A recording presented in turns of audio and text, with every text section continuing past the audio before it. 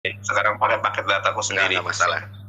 Oke, Ya. jadi begini, saya pun membawa tema itu agar Bang Yonatan Nandar menjelaskan supaya tidak terjadi fitnahan yang luar biasa terhadap Nabi gitu loh. Betul betul.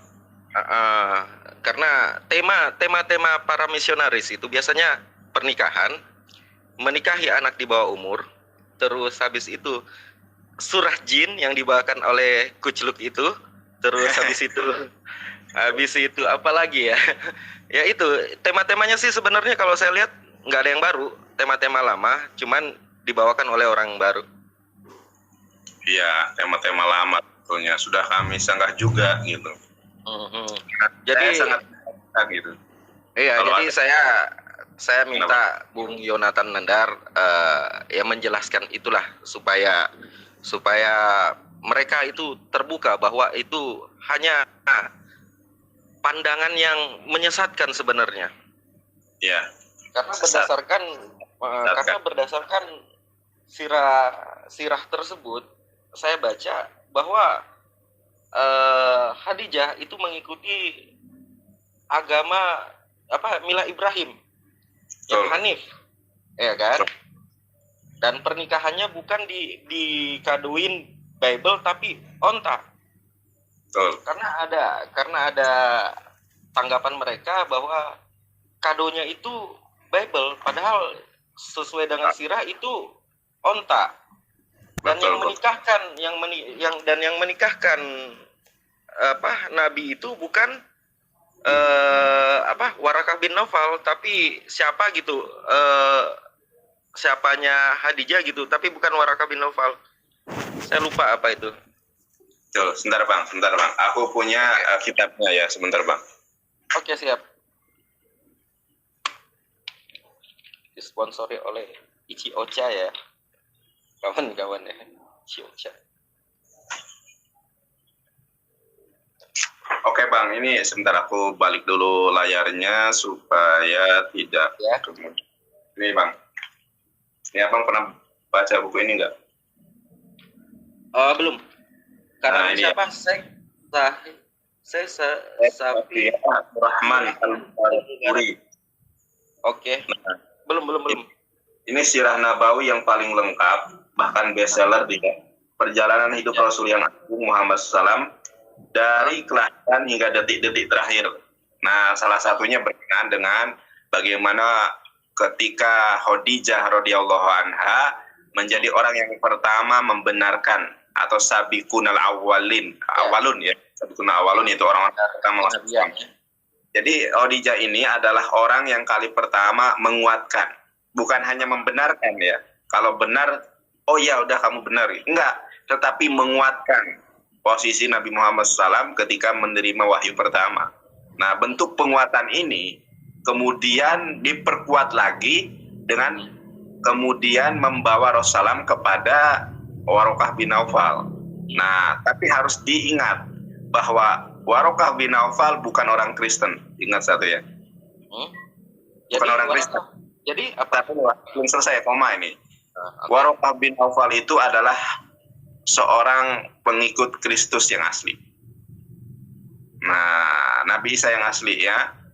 Jadi tidak percaya Tritunggal, tidak menuhankan Yesus. Percaya hanya kepada tauhid ya. Nah, yang satu.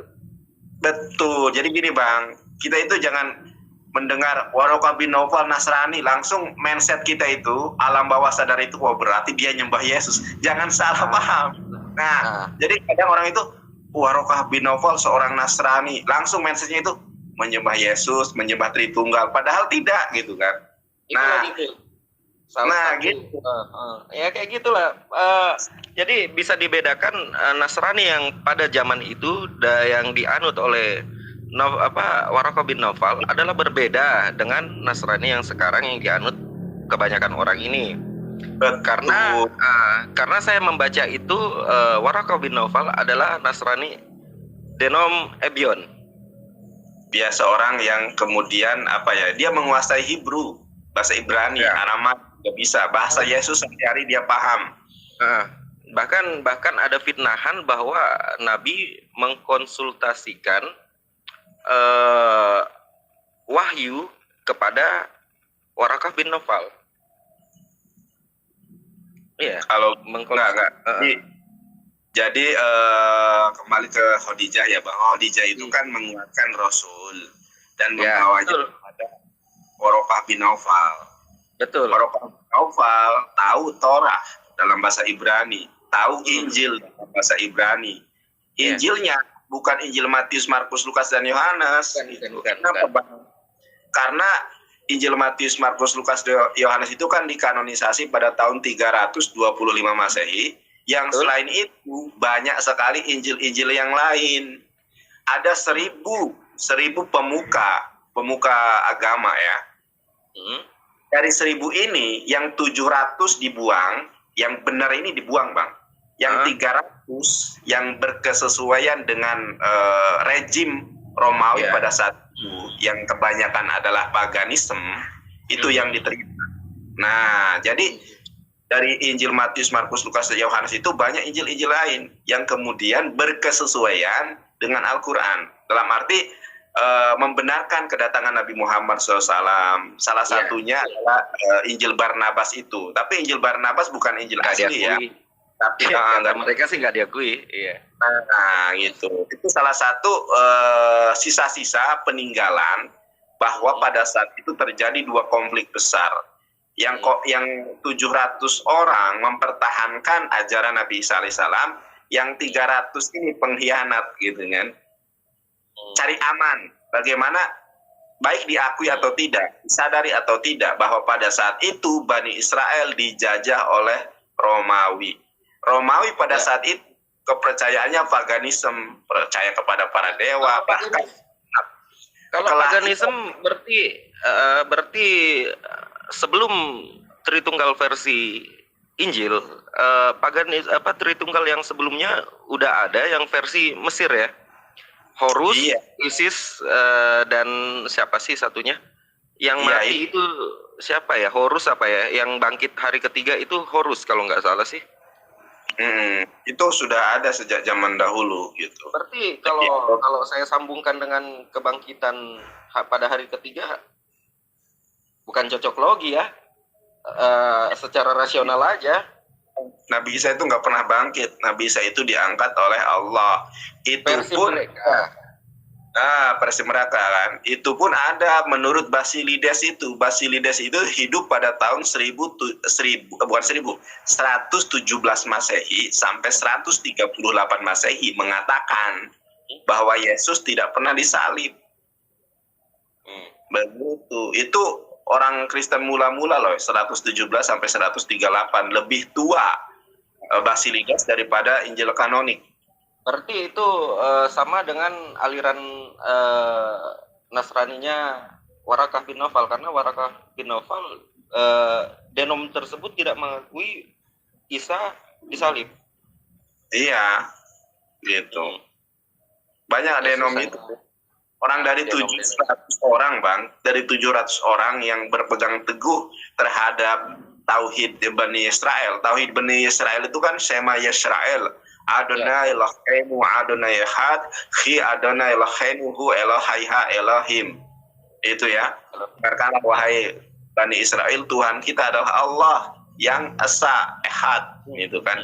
Yang namanya Esa itu kan satu yang tidak ada duanya. Ini justru diberangus gitu. Makanya di dalam Quran surat saya lupa surat apa ya, sebentar Bang. Intinya gimana? Ya, saya lupa suratnya apa di dalam Al-Quran itu. Sebentar saya buka dulu aja Bang, biar nanti kita dikatakan hoax. Itu pengikut Nabi Isa alaihissalam di Yaman itu kan berpegang teguh terhadap tauhid ya. Sebentar, berpegang terhadap tauhid di dalam surat mana ya? Bentar. Bahkan di Bible sendiri pun ya. Ayat berapa? Ya. Nah, ini nih. Was-sama'i datil buruz wal yaumil ma'ud wa syahidi wa mashhud. demi yang menyaksikan dan yang disaksikan. Qutila ashabul ukhdud, binasalah orang-orang yang membuat parit. Jadi pada saat itu orang-orang yang berpegang teguh menyembah Allah pilihannya dua. Kamu mau jadi Tritunggal atau dibakar, gitu kan? Binasalah orang-orang yang membuat parit, an-naridatil waqud, yang berapi-api, kayu bakar, ya. Idzahum 'alaiha qu'ud, ketika mereka duduk di sekitarnya. Wa hum 'ala ma yaf'aluna bil mu'minina syuhud, sedangkan mereka menyaksikan apa yang telah mereka perbuat terhadap orang-orang beriman. Pengikut Nabi Isa alaihissalam itu Islam, Bang.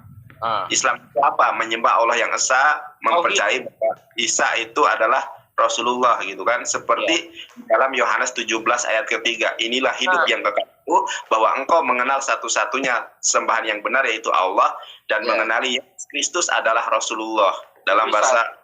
Nah, utusan itu kan dalam bahasa Arabnya Rasulullah, Rasul. Betul, Rasul. Nah, kemudian di ayat ke-8 surat Al-Buruj, Quran surat 85 ayat ke-8, wa ma naqamu minhum illa an yu'minu billahil azizil hamid. Wa ma naqamu minhum illa an yu'minu billahil azizil hamid.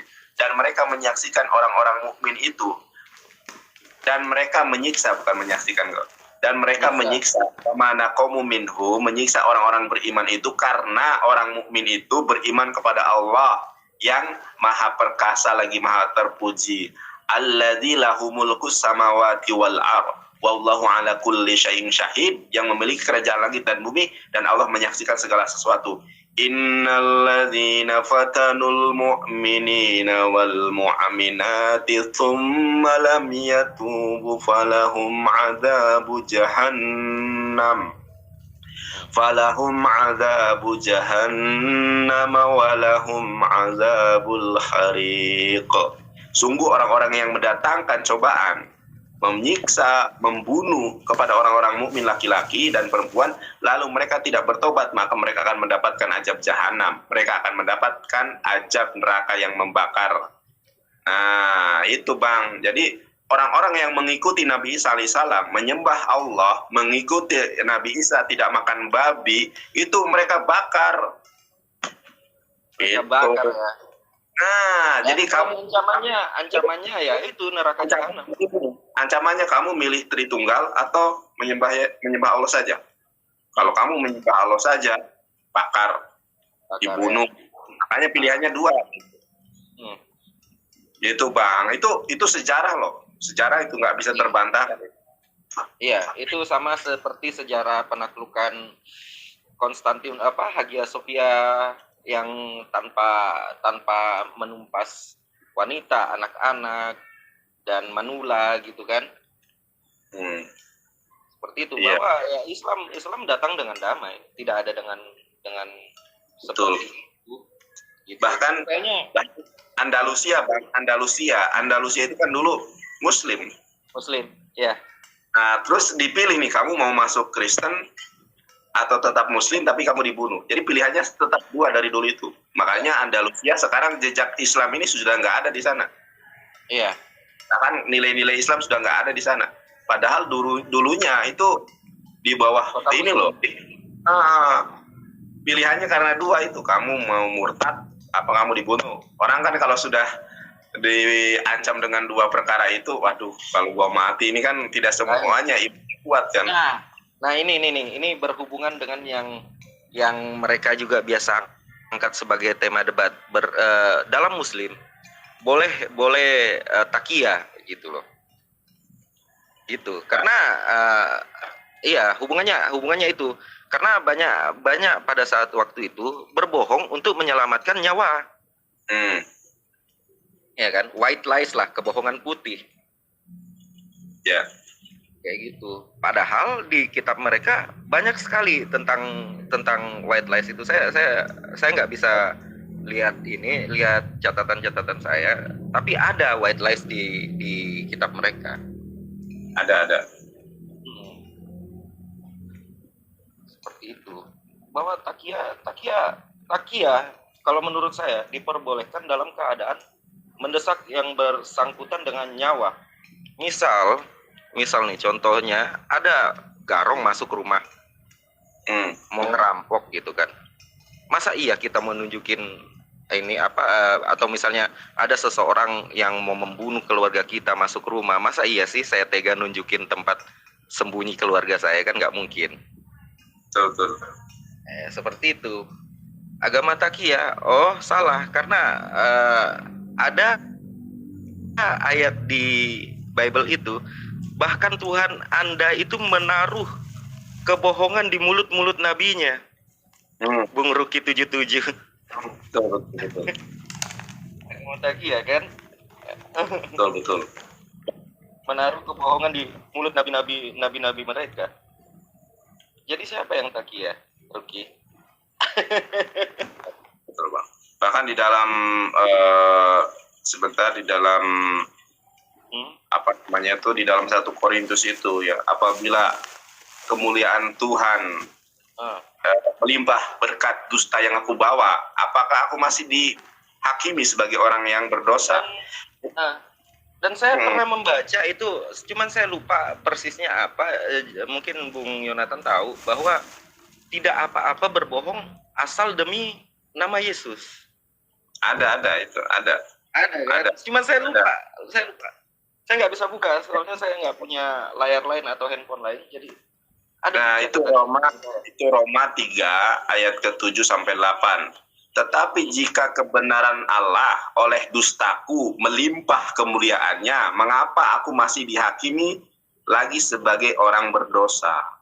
Ya, jadi kalau misalnya kebenaran ajarannya itu disebarkan dengan dusta, apa aku masih dihukumi sebagai orang yang berdosa? Kan tidak, katanya gitu. Yang penting kemuliaan Tuhan. Pembelaan diri itu. Itu ayat pembelaan diri. Ya. Ya kan? Jadi saya paling benci dengan kata-kata takia itu. Padahal mereka mereka tahu apa pura-pura nggak tahu bahwa di kitab mereka ada white lies gitu, ada takia. Betul. Kan? Gak ada masalah. Jadi kita komparasi kitab aja udah. Kita nggak perlu menghujat. Kita hanya komparasi kitab. Apakah di kitab Anda ada ayat itu? Apakah di kitab kami ada ayat tuduhan Anda itu? Itu aja. Betul. Jadi yang ajaran takia ini memang menurut Paulus. Jadi boleh berdusta itu memang. Makanya kita tidak asing ketika kemudian menyaksikan murtadin odong-odong ngaku kiai ustadz, disuruh baca Al-Fatihah. Itu di channelnya Ucup Manu Bulu itu. Nah, betul Bang, di dalam 2 Korintus sendiri Paulus sudah berkata dengan jujur. 2 Korintus 12 ayat 16. Baiklah, aku sendiri tidak merupakan suatu beban lagi bagi kamu, tetapi dalam kelicikanku aku telah menjerat kamu dengan tipu daya. Itu Paulus sendiri yang ngomong. Jadi Paulus itu menjeratnya dengan tipu daya dan kedustaan. Itu ada ayatnya. Itu Bang. Tadi kembali ke ayat yang tersebut, yang ayat pembelaan diri Paulus. Bahkan apa aku ini masih berdosa?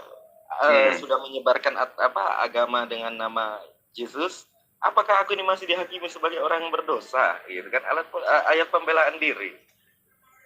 Ya, seperti itu. Jadi ya itulah tema-tema biasa yang mereka angkat, dan yang saya tadi tanyakan itu yang masalah Aisyah itu tadi.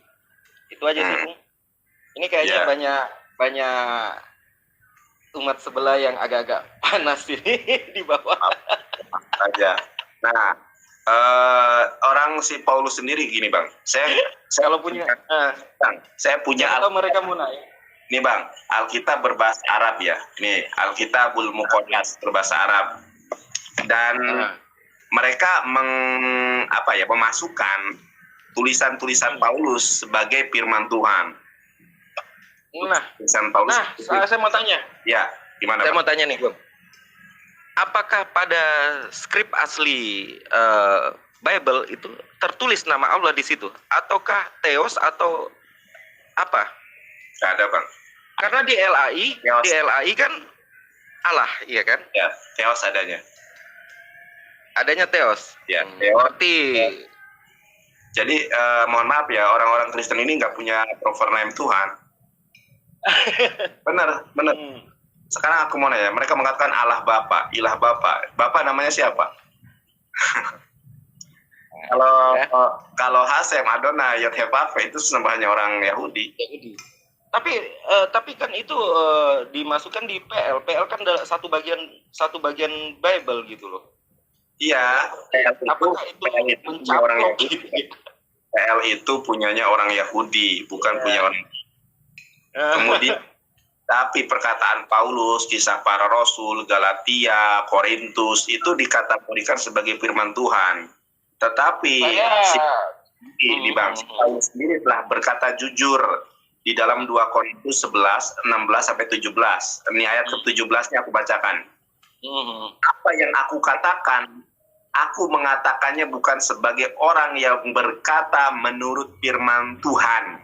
Nah, Paulus sendiri sudah berkata jujur bahwa apa yang dia katakan, apa yang dia tulis itu bukan firman Tuhan. Tetapi kenapa dimasukkan di dalam kitab suci? Nah, ini ya. Kepentingan. Iya, jadi mereka ini perkataan manusia dimasukkan dalam kitab suci gitu. Kalau Islam kan perkataan Allah Al-Quran. Kalau perkataan manusia Rasul namanya hadis. Iya. Nah, terpisah. Kalau mereka campur aduk. Nah, seperti itu. Tanpa Paulus dijadikan firman Tuhan.